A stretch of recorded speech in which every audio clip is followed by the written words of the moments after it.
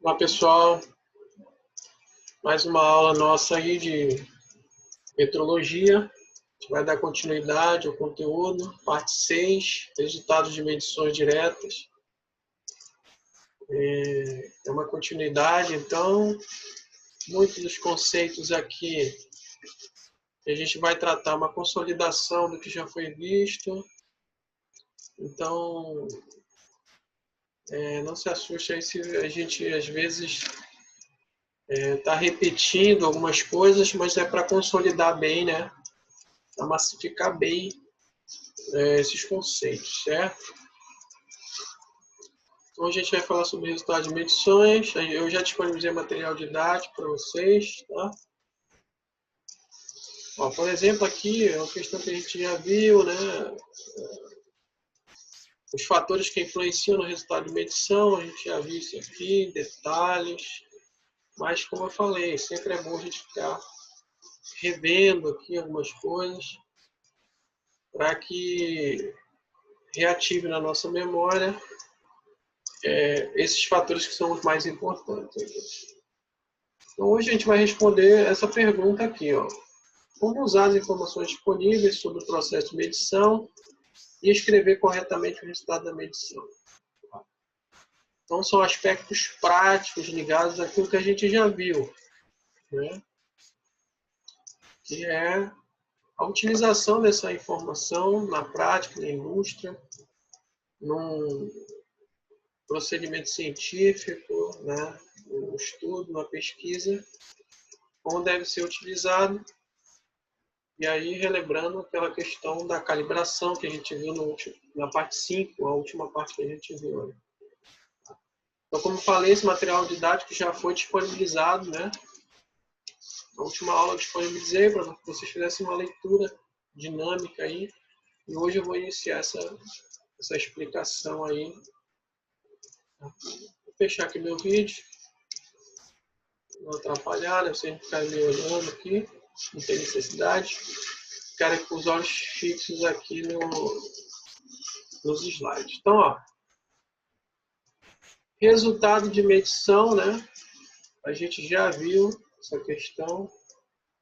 É igual ao resultado base, mais ou menos a incerteza de medição e a unidade que eu estou utilizando. Então, essa é a forma que deve ser expressa aí, né? Expressa a minha medição, o resultado da minha medição. Então, o que compõe isso aí, né? Medições diretas e indiretas, a gente vai ver esses dois conceitos agora, que seriam, né? A medição. Então, o sistema de medição já indica naturalmente o valor do mensurando na medição direta, tá? Ou seja, o instrumento diretamente em contato com o mensurando, né?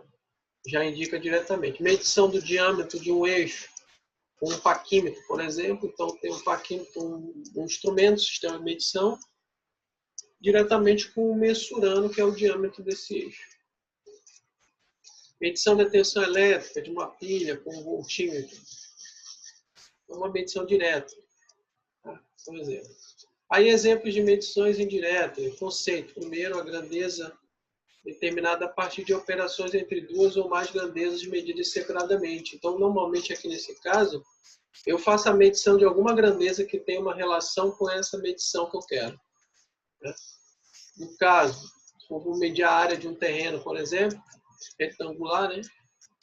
Eu medir o perímetro dele, aí, as duas dimensões, multiplicando a largura e o comprimento, eu vou ter essa área, né?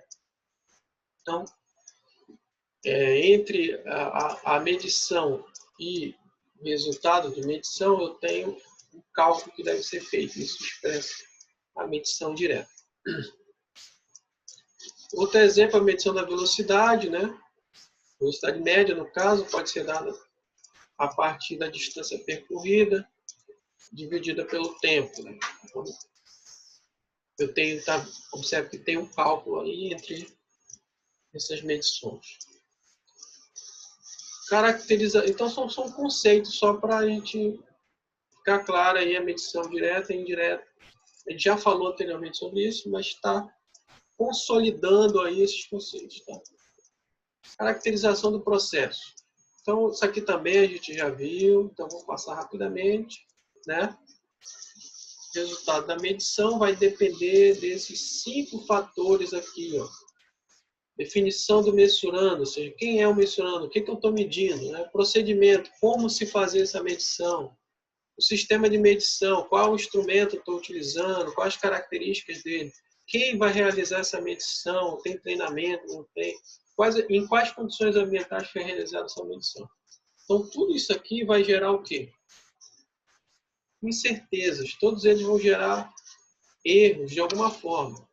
Eles são fonte dos erros, então, que é o que compõe, né, para que eu tenha um resultado da medição. Então, os erros de cada um vão influenciar no erro total, né? Então, muitas vezes o que eu conheço não é o erro de cada um, mas a combinação deles. Variabilidade do mensurando. Então, existem mensurandos que vão sofrer variação e os que são invariáveis. Primeiro a gente vai ver o conceito sobre o mensurando que é invariável, né? Esse é mais fácil de se medir. Se seu valor permanece constante durante o período em que a medição é efetuada. Então, isso caracteriza que ele é invariável ao longo do período da medição. Exemplo, a massa de uma joia. Então, não vai variar durante a medição, tá? Durante o período da medição. O variável, né, quando o seu valor não é único ou bem definido. Seu valor pode variar em função da posição, do tempo e de outros fatores. Aí eu tenho mensurando que ele é variável. Temperatura, por exemplo, um exemplo aqui. Temperatura ambiente, ela está variando, né, ao longo do tempo. A questão é que, em termos práticos, a invariabilidade, né, tem a ver com a resolução do sistema de medição. Nós já vimos o conceito de resolução. O que é resolução? Não esqueçam, ele é a menor medida que o instrumento pode identificar, né? Dentro da sua escala, da sua faixa de medição, aquele menor incremento que pode ser dado é então a resolução. Então, assim, em termos práticos, qualquer mensurando pode ser classificado como invariável se ele não sofrer variação durante o processo de medição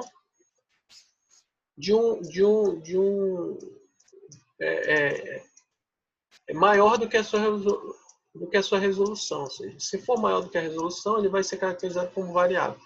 Se for menor, ou seja, ele pode estar variando ali, mas, por exemplo, se eu tenho um instrumento de temperatura, um medidor de temperatura, e durante o processo que eu realizo a medição dele, aí lembra da resposta de medição, né? Que é uma característica do sistema de medição do instrumento, pode ser mais rápida ou mais lenta. Então, para a temperatura, quando é lento, às vezes demora muito esse processo de medição, né? Quando é lenta essa resposta, por exemplo, o termômetro de mercúrio, né? Que demora bastante a resposta dele. Então, o ideal é que eu tenha um instrumento que possa fazer uma medição mais rápida. E aí, durante essa medição, se não houver variação, por exemplo, se a resolução for de 1 grau centígrado, se não houver variação durante essa medição, então eu posso classificar o mensurando como invariável. Tá? Então, isso tem a ver aí com o instrumento também que está sendo utilizado em termos práticos. Né? Em termos práticos, observe. Tá? Não vai mudar que o instrumento, o mensurando é variável, não. Então, no variável, como já expliquei, é o contrário. Né? As variações do mensurando são iguais ou superiores à resolução do instrumento. Então, eu vou perceber, né, que o instrumento vai mudar de valor porque o mensurando é variável. Aquela grandeza dele está mudando ao longo desse tempo de medição. O resultado da medição é invariável quando a incerteza e correção combinadas são conhecidas. Então, aqui a gente vai ver esse caso, né, dos mensurandos invariáveis, né, que é o ideal. Então, o ideal é que no momento da medição, né, lógico, pensa no medidor de temperatura, né, ele vai sofrer variação ao longo do dia, por exemplo, ou então ao longo de um processo industrial, num forno, vai sofrer alteração. A questão é no momento que você vai realizar a medição. Lógico, tem um momento que você vai realizar que tem que atender aos requisitos de planejamento desse processo, né? Então, em quais momentos eu vou, por exemplo, medir a temperatura do forno? No início, no meio, no fim. Então, nesse momento, ele não vai sofrer variação significativa. Tem que estar estável essa temperatura. Então, isso vai caracterizar que ele é invariável naquele momento, tá? Então, em termos práticos, é assim que se faz. Acho que a gente sabe que a temperatura é um mensurando variável nos corpos, né? Já que ele é uma temperatura é uma forma de indicar o calor, né? Que é uma energia. Então, vamos lá. Vamos prosseguir. Incertezas combinadas. Então, a gente já viu o conceito aí de repetitividade, de erro aleatório, né? Então, é mais para relembrar aí, ó, a repetitividade combinada corresponde à contribuição resultante de todas as fontes de erros aleatórios que agem simultaneamente no processo de medição. Então, nós vimos, já calculamos essa repetitividade, tá? Então, é só mais um conceito aí para que a incerteza combinada da repetitividade, que ela representa o quê? Os erros aleatórios, né? A soma de todos os erros aleatórios, a combinação de todos os erros, de todos os fatores que colaboram para o resultado da medição, como a gente viu lá naquele diagrama de espinha de peixe, tá? A correção, né? A correção, a gente já viu o conceito de correção também, né? Combinada compensa os erros sistemáticos de todas as fontes de erros sistemáticos que agem simultaneamente no processo de medição. Então, nós já vimos também que a correção está relacionada aos erros sistemáticos. Nós já vimos a parte de calibração até, né? Tanto a questão da correção, como da repetitividade, como é que é calculado, como é que é identificado na calibração, né? Tá. Então, a fonte desses erros, dessas incertezas, estão nos fatores que colaboram no resultado. É isso que está falando resumidamente aí, tá? Vamos seguir aqui. Aí, nós vamos ver agora a situação em 3 casos aí, 3 situações, tá? Então, lembre que a gente está tentando aqui mostrar como deve ser representado esse resultado de medição, como deve ser utilizado em termos práticos, né? Então, em termos práticos, nós podemos usar as 3 situações, essa que a gente vai mostrar. Tá? No caso 1, nós temos uma medição só, é aquela medição única que eu faço. No caso 2, é maior que 1. E no caso 3, igual ou maior que 1. Tá? Onde eu posso compensar o erro ou não compensar, que é o caso 3. Então, nos 2 primeiros casos, eu vou trabalhar compensando o erro sistemático, e no terceiro caso eu não vou compensar esse erro. Né? Tá? O que a gente vai ver agora, ele nos vai remontar um pouco ao que a gente viu na parte anterior, de calibração, certo? Então, estejam atentos para alguns conceitos aí que são importantes. Primeiro caso, então, a gente vai ver uma forma de corrigir os erros sistemáticos, considerando que eu só faça uma medição. Né? Então, aí, ó. A gente já viu alguns desses conceitos aqui. A indicação, então vou passar rápido aqui, só para a gente ganhar um tempo aqui, tá? Eu vou botar lá a parte final, a gente já viu isso aqui, ó. Então, o que eu tenho? Primeiro, o sistema de medição e a indicação. Certo? O sistema de medição vai me dar uma indicação, ele vai me dar um valor. O mensurando, ele tem um resultado, um valor base, tá? Dele aí. E, então, eu tenho uma diferença, né, entre a indicação e o resultado base, que deve ser, né? Que deve ser o resultado, que deveria ser o resultado da indicação, mas que não é, há uma diferença. Então, por que não? A gente já viu isso aí, tá? Por isso eu estou passando um pouco mais rápido, é como uma revisão, digamos, daqueles conceitos lá. Então, a indicação que o instrumento está me fornecendo e o resultado base que deveria fornecer, essa diferença é a correção, né? Que eu devo aplicar ao instrumento, tá? E ainda, mesmo dentro dessa correção, então lembre que a correção é um erro sistemático, né? Ele representa um erro sistemático aqui identificado. E que é aquela questão da tendência que a gente viu, acho que na parte 4, 3, tendência, né? A correção é a tendência com sinal contrário. Então, o instrumento tem uma tendência, né? E aí eu aplico a correção no sentido contrário. E a repetitividade, que tem a ver com a incerteza padrão, tá? Que é uma variação aleatória. Então, tem a ver com erro aleatório. Então, o resultado dessa medição, nesse caso, eu só tenho uma indicação, ó. Uma única medição. Então, o resultado de medição, como é que eu devo representar esse resultado? A indicação, o que o instrumento mostrou de fato, mais a correção, que pode ser para mais ou para menos, tá? Então, é o contrário da tendência do instrumento. Mais ou menos a repetitividade, que é o quê? Está representando a dispersão dessa medida. Veja que a correção e a repetitividade eu encontro aonde? No certificado de calibração, né? O resultado de calibração, ele dá a correção e ele dá a repetitividade dentro de uma faixa. Nós vimos isso na parte anterior. Então, em termos práticos, eu posso utilizar como? O meu instrumento, na indústria, no experimento de pesquisa. Eu faço a medição, considerando esse primeiro caso.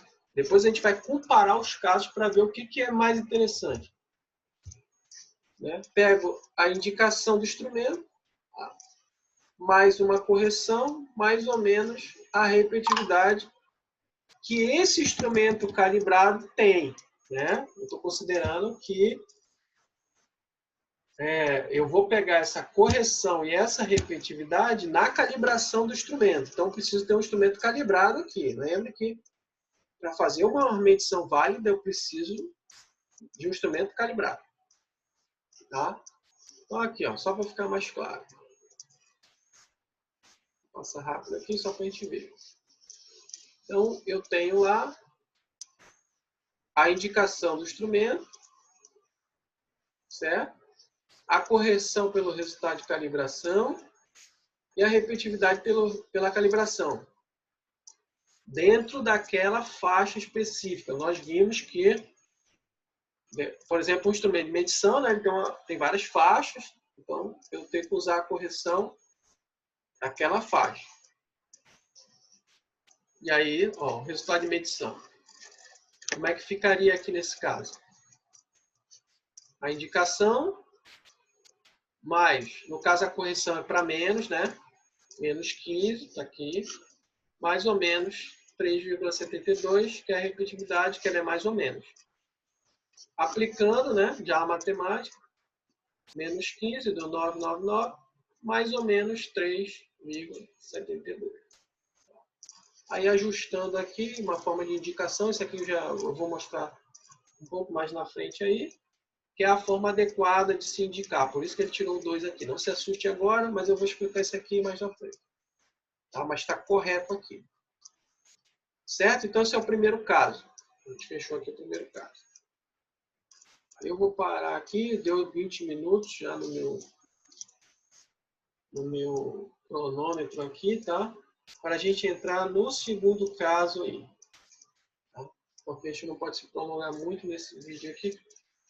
Como eu falei, teve uma vez que eu me prolonguei e acabei dando problema.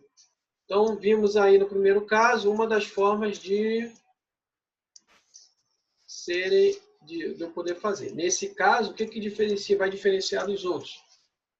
Eu só fiz uma medição, só tem uma indicação, não tem uma média, e utilizei a correção e a repetitividade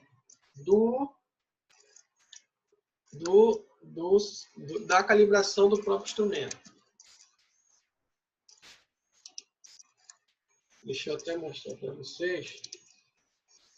Eu estou com ele aberto aqui, ó. Para a gente fechar essa parte.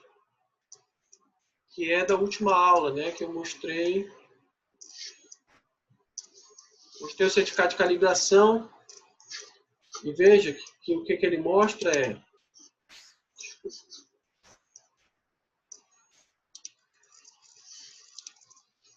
O que está mostrando aqui é a correção, ó. Então, da faixa, nesse caso aí, em termos práticos, eu pegaria... eu estou medindo lá 2,5, né? Ele está na faixa de 2,5. Aí, eu utilizaria essa correção do instrumento e a repetitividade da faixa também, ó, mais ou menos 0,41, por exemplo. Tá? É isso que está fazendo aí no primeiro caso. Tá? Aí eu devo conhecer, então, esse resultado aqui.